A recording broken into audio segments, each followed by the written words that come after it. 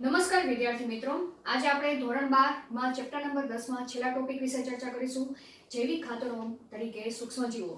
હવે હાલના સમયમાં તમે જોવા જાવ તો પ્રદૂષણ એક મુખ્ય કારણ છે અને વધતી જતી વસ્તીમાં ખોરાક પહોંચી વળવા માટે એટલે કે કૃષિ ઉત્પાદન પહોંચી વળવા માટે રાસાયણિક ખાતરોનો બહોળા પ્રમાણમાં ઉપયોગ કરવામાં આવે છે અને જેને કારણે પ્રદૂષણની માત્રા વધવાના પ્રમાણ વધી શકે છે. તો રાસાયણિક ખાતર શું કરે છે? રાસાયણિક ખાતરને કારણે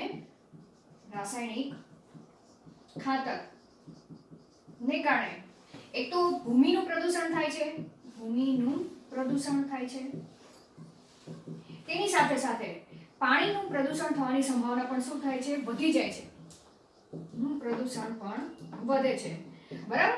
તો હવે આ તબક્કાને પહોંચી વળવા માટે ખેડૂતો એ ઓર્ગેનિક ખેતી તરફ વળ્યા છે. ઓર્ગેનિક ખેતીને કાર્બનિક ખેતી તરીકે પણ ઓળખવામાં આવે છે. કાર્બનિક ખેતી જેમાં જૈવિક ખાતરનો ઉપયોગ કરવામાં આવે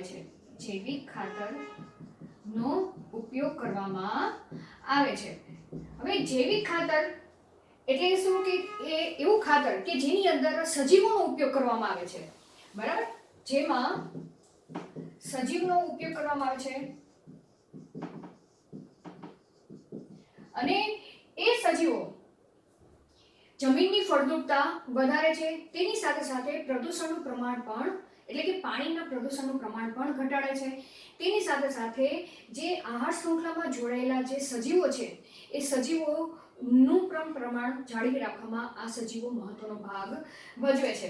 બરાબર. તો આપણે તેની ઉપયોગિતા વિશે લખવું હોય તો શું લખી શકીએ કે સજીવોનો ઉપયોગ કરવામાં આવે છે જે ભૂમિમાં પોષક દ્રવ્યો મેળવવામાં ભાગ ભજવે છે. બરાબર. તેના સિવાય બીજું કયું કાર્ય કરે છે? આપણે કાર્ય લખી છે. બરાબર. તેના સિવાય પ્રદૂષણની માત્રા પણ શું કરે છે? માત્રામાં ઘટાડો કરે છે. પણ કોના પ્રદૂષણની માત્રામાં? જેમ કે ભૂમિના પ્રદૂષણની માત્રામાં તેમજ પાણીના પ્રદૂષણની માત્રામાં પણ શું કરે છે? ઘટાડો કરે છે. તો હવે આપણે આ જે સજીવો છે જે જૈવિક ખાતરમાં વાપરવામાં આવે છે એ કયા સજીવો છે એટલે કે જૈવિક ખાતરનો મુખ્ય સ્ત્રોતો કયા છે?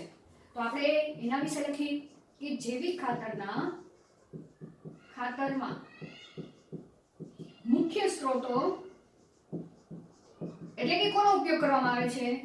તરીકે બેક્ટેરિયા હોય છે, તેના સિવાય ફૂગ હોય છે અને તેના સિવાય લીલનો પણ ખોરાક જૈવિક ખાતરમાં ઉપયોગ કરવામાં આવે છે કે જૈવિક ખાતર તરીકે તેનો ઉપયોગ કરવામાં આવે છે. બરાબર. હવે આપણે આ બધા વિશે થોડી ચર્ચા કરી. જેમ કે આ જૈવિક ખાતરો આપણે લખી શકીએ કે જૈવિક ખાતર તરીકે જે સજીવો છે,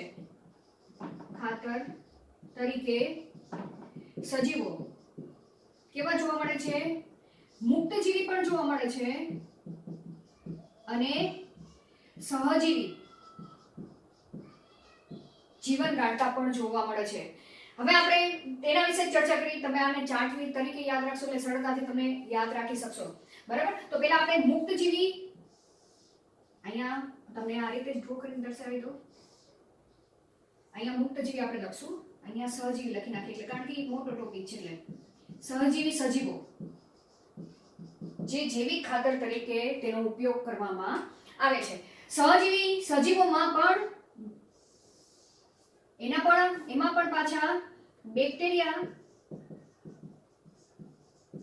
અને ફૂગ એ સહજીવી સજીવો તરીકે વર્તે છે.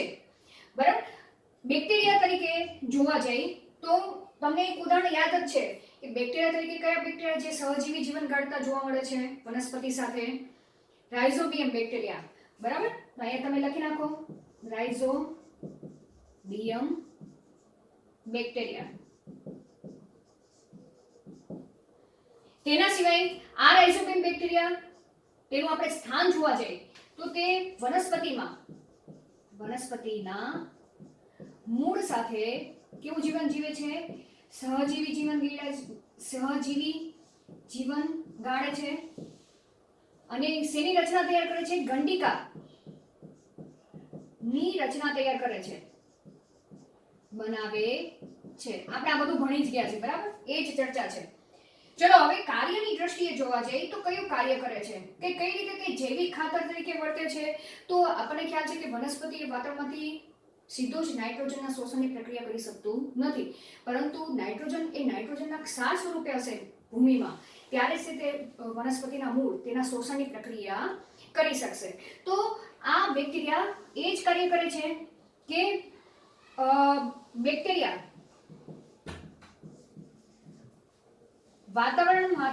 વાતાવરણના નાઇટ્રોજનનું શું કરે છે? સ્થાપન કરે છે, બરાબર? તેના ક્ષારમાં રૂપાંતર કરે છે. તો નાઇટ્રોજનનું સ્થાપન અને ક્ષારમાં શું કરે છે? રૂપાંતર કરે છે. હવે ક્ષારમાં રૂપાંતર કરે છે એટલે કયા સ્વરૂપમાં? NH4 અમોનિયા છે, NO3 સ્વરૂપમાં રૂપાંતર કરે છે, બરાબર? અને વનસ્પતિ શું કરે છે? તેનું વનસ્પતિને પોષણ પ્રાપ્ત થાય છે, બરાબર? પોષણ પ્રાપ્ત થાય છે, બરાબર? તો આ રીતે વનસ્પતિને ક્ષાર ભૂમિમાંથી મળી જાય છે અને તેની બદલીમાં વનસ્પતિના મૂળ એ બેક્ટેરિયાને શું કરે છે? વસવાટ માટે સ્થાન પૂરું પાડે છે. તો આ પ્રકારના જીવનને સહજીવી જીવન કહે છે. તેથી બેક્ટેરિયામાં રાઇઝોબિયમ બેક્ટેરિયા એ સહજીવન જીવન ગાળીને જૈવિક ખાતર તરીકે તે વર્તે છે, બરાબર? હવે વાત આવી ફૂગ, બરાબર? આપણે હવે ફૂગ પણ એક એનું બેસ્ટ ઉદાહરણ છે. ફૂગ પણ વનસ્પતિના મૂળ સાથે સહજીવી જીવન ગાળે છે, બરાબર? ફૂગ પણ શું કરે છે? વનસ્પતિના મૂળ સાથે કેવું જીવન ગાળે છે? સહજીવી જીવન ગાળે છે, જીવી જીવન ગાળે છે. અને આ પ્રકારની રચનાને માઇકોરાઇઝા તરીકે ઓળખવામાં આવે છે, બરાબર? તો શું કહેવામાં આવે છે તેને? માઇકોરાઇઝા. આ પ્રશ્ન તમને MCQ માં પણ પૂછી શકે કે માઇકોરાઇઝા એટલે શું? તો ફૂગનું મૂળ સાથે, વનસ્પતિના મૂળ સાથે જે સહજીવન જીવવાની જે ઘટના છે કે જે ક્રિયા છે અને જે આખી રચના બને છે મૂળ વત્તા ફૂગ, બરાબર? તેને માઇકોરાઇઝા કહે છે. હવે કેવા પ્રકારની ફૂગ? તો અહીંયા આપણી NCERT બુકમાં ફૂગની પ્રજાતિનું નામ આપેલું છે કે ગ્લોમસ પ્રજાતિની ફૂગ, બરાબર? કઈ ફૂગ? ગ્લોમસ પ્રજાતિની ફૂગ. એ જૈવિક ખાતર તરીકે તેનો ઉપયોગ કરવામાં આવે છે. હવે આ માઇકોરાઇઝા પ્રકારની રચના શું કાર્ય કરે છે? જેમ કે અહીંયા આપણે કાર્ય જોયું, બેક્ટેરિયા વાતાવરણના નાઇટ્રોજનનું ક્ષારમાં રૂપાંતર કરે છે. તો આ ફૂગ જે મૂળ સાથે સહજીવન જીવન ગાળે છે તે શું કાર્ય કરે છે? તો તેના કાર્ય વિશે ચર્ચા કરી. તો ખાસ તો તે ભૂમિમાંથી ફોસ્ફરસનું શોષણ કરે છે. શેનું? ફોસ્ફરસનું શોષણ કરે છે, બરાબર? અને ત્યારબાદ વનસ્પતિને પૂરતા પ્રમાણમાં ફોસ્ફરસ એ ફોસ્ફેટ આયન સ્વરૂપે તે શોષણની પ્રક્રિયા કરે છે અને પોતાના વૃદ્ધિ વિકાસની પ્રક્રિયા કરે છે. તો અહીંયા વનસ્પતિનું મૂળ, અમુક વનસ્પતિના મૂળ કેવા હોય છે? એ જમીન સુધી ઊંડે સુધી ફેલાયેલા હોતા નથી, બરાબર? પણ તે સમયે ફૂગ તેની સાથે સહજીવનની જે પ્રક્રિયા કરે છે અને તે ફૂગના તંતુઓ એ મૂળ ભૂમિના ઊંડે સુધી ફેલાશે અને જ્યાંથી તે ફોસ્ફરસના શોષણની પ્રક્રિયા કરે છે. ચલો તેના સિવાય આ માઇકોરાઇઝા એ વનસ્પતિને ફોસ્ફરસ તો પૂરતા પ્રમાણમાં પ્રાપ્ત કરાવે છે. તેના સિવાય વનસ્પતિને તે રોગ પ્રતિકારકતા પણ વધારે છે, બરાબર? તેના સિવાય વનસ્પતિને ક્ષારો અને શુષ્કતા સામે પણ રક્ષણ આપે છે. વનસ્પતિને ક્ષારો તેમજ શુષ્કતા સામે રક્ષણ આપે છે. અને તેના સિવાય ત્રીજું એક કાર્ય જોવા જાય તો વનસ્પતિના સર્વાંગી વૃદ્ધિ વિકાસમાં પણ ભાગ ભજવે છે માઇકોરાઇઝા, બરાબર? વનસ્પતિના સર્વાંગી વૃદ્ધિ વિકાસમાં ભાગ ભજવે છે.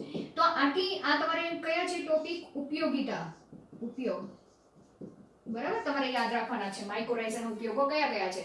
હવે આપણે બેક્ટેરિયા ફૂગ વિશે ચર્ચા કરી ગયા.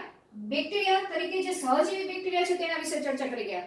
હવે જૈવિક ખાતરમાં અમુક બેક્ટેરિયા એ કેવા જોવા મળે છે મુક્તજીવી બેક્ટેરિયા પણ જૈવિક ખાતર તરીકે ભાગ ભજવે છે. કેવા બેક્ટેરિયા મુક્તજીવી બેક્ટેરિયા બરાબર. આ બધા બેક્ટેરિયા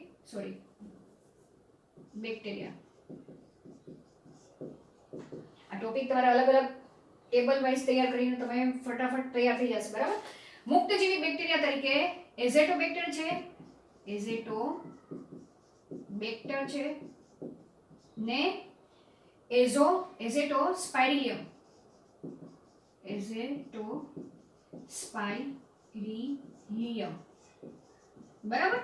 આ પ્રકારના જે બે બેક્ટેરિયા છે એઝેટોબેક્ટર ને એઝોસ્પિરિલિયમ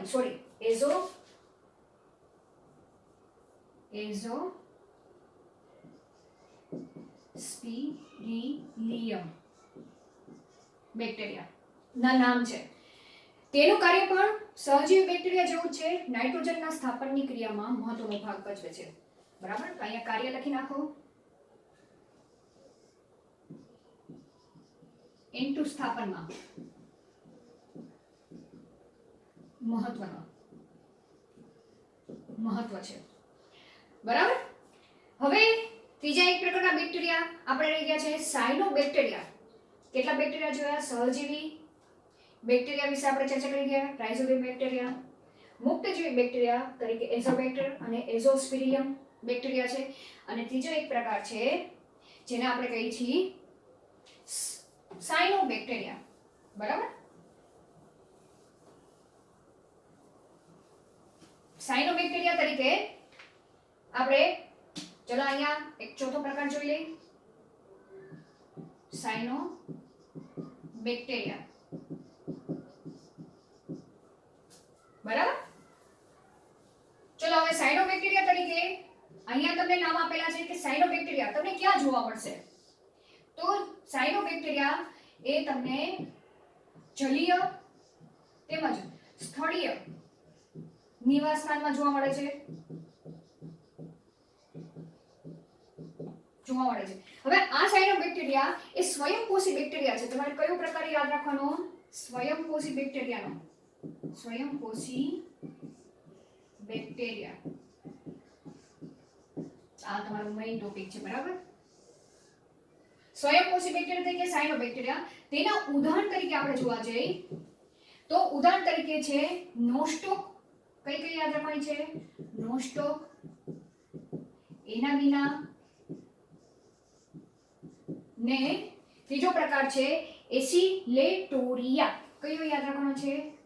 એસિલેટોરિયા બરાબર. ત્રણ તમારે નામ યાદ રાખવાના છે. એસિલેટોરિયા હવે આ જે સાયનોબેક્ટેરિયા છે વાત આવી ગઈ સ્વયંપોષી બેક્ટેરિયા છે એટલે કે પોતાનો ખોરાક પોતાની જાતે તૈયાર કરે છે બરાબર. અને આ સાયનોબેક્ટેરિયા પણ નાઇટ્રોજન સ્થાપનમાં N2 સ્થાપનમાં કેવું છે મહત્વનો ભાગ ભજવે છે.